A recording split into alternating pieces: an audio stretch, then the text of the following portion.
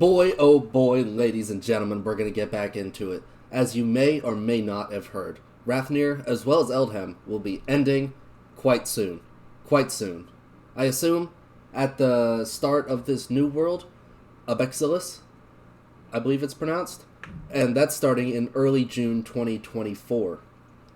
That's as far as the Google Doc tells us, but it does not matter. I am so hyped, I am re-energized, and I'm ready to hop back in with a new world. We've had quite the hiatus of Meta Thoughts videos, and today I am proud to say that we are so back. Well, we're not quite back yet. We're going to wait until early June of this year, but we're here.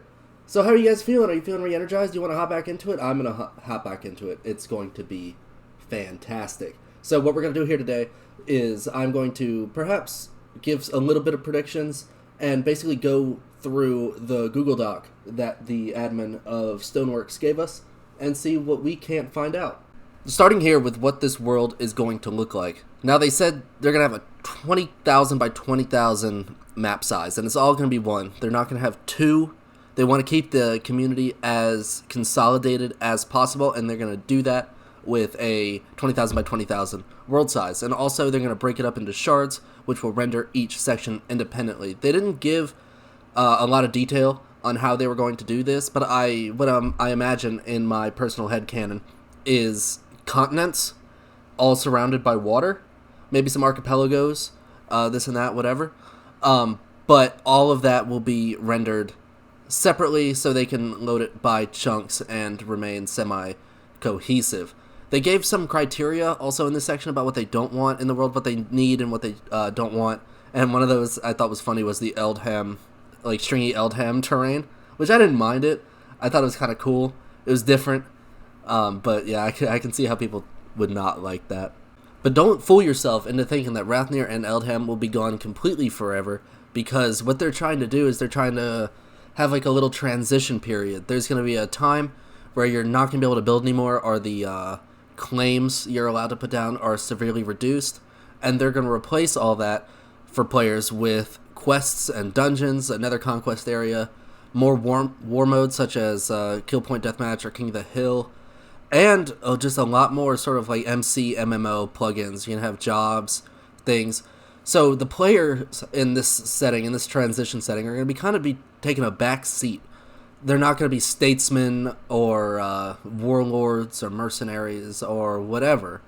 We're going to have more calm things where you can have a world that you can live in without needing to fear your neighbor or statecraft or politics. You could be like the lumberjack, the fisherman, the mob hunter, whatever. And I kind of like that idea a lot. It just sort of gives everything a break. You know, you can like not be on the clock, quote unquote. Like you don't have to strategize or manage your time as if an enemy is right around the corner. You can kind of just shrink the scale of your problems by magnitudes and just make money through fishing or doing lumberjack things. Little editor's note while I'm compiling the video here. I forgot to mention, Stoney, the creator of Stoneworks, is going to be making a bunch of videos explaining the entire history of Rathnir and Eldham's like histories and trying to like suss out some core themes. It says in quotes main narratives on the doc, so you can interpret that how you will, and also be the basis of future lore books. I want to be mega historian again, and so I cannot wait for this. And I want to be a lore guy, lore historian thing, and the excitement here is palpable. This next section here is labeled the transfer of items, and so if you were a regular player on Rathnir or Eldham and you want to transfer some things over, this section is for you. However, I'm really going to gloss over it. It's very technical on what you can bring, what you can't bring, and I would encourage everyone to really start fresh and, you know, make your fortune from the ground up again. I would highly recommend it. One of the things that they mention here is the highly entrenched nature of the server's aristocracy. And so I think it would be better for like literally everybody if they were to just start fresh. But there is a section here that I do want to touch on called lore shulkers. And you can bring 9 of those, and that's If you have written any books, any banners, any player heads or maps or whatever, that is the only thing I would really recommend you bringing. Like, if you have a piece of history, for myself, for example, on my Rathnir character, I have a diamond helmet called the Mouthpiece of Plagos, when Bardonia was trying to do their thing and exert control over that section of the map. And so I think if I can, I'll be bringing that along with me and whatever else I can find. But building materials and things like that, any riches, I am going to start absolutely from the bottom. And I would encourage you to do the same, with the exceptions of if you have any lore-related items, because they deserve to be preserved.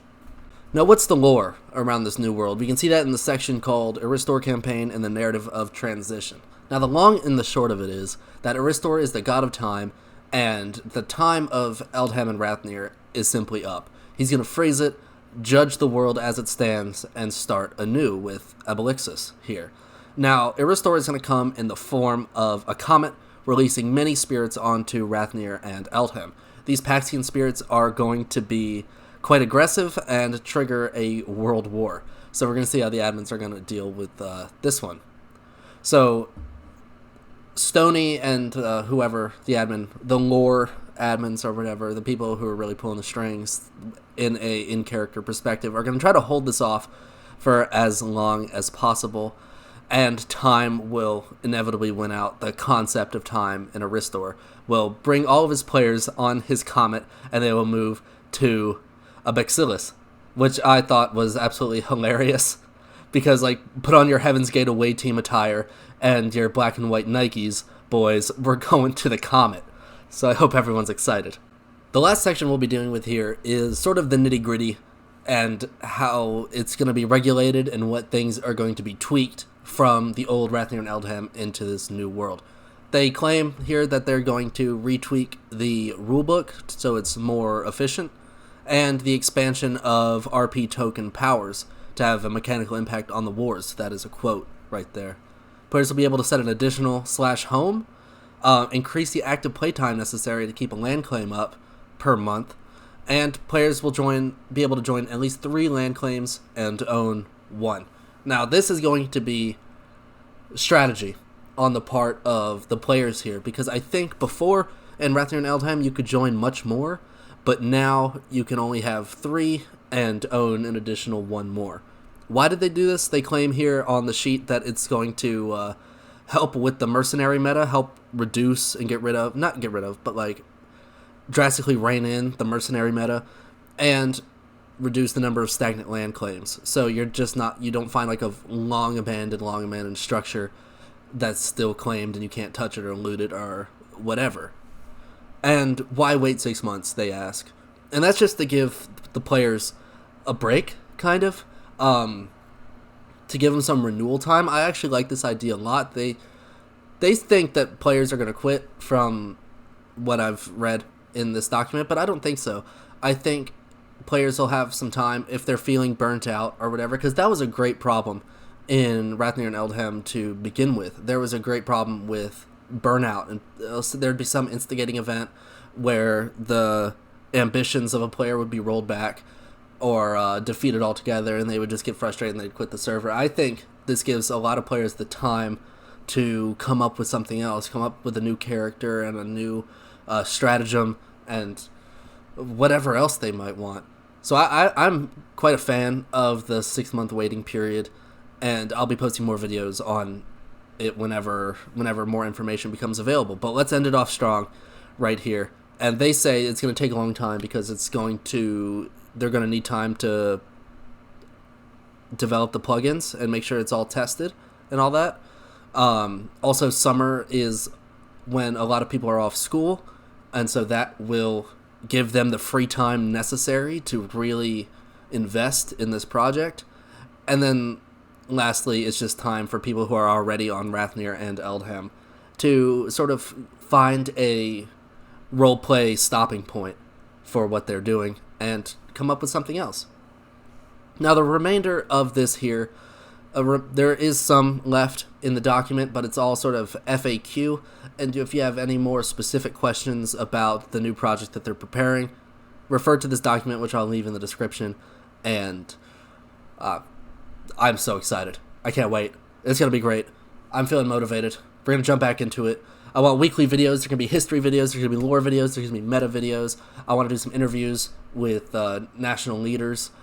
And, I'm feeling ambitious. The announcement of this project's got me feeling ambitious. So, I hope you're ready for more content in the future. And I will see you next time. Thank you.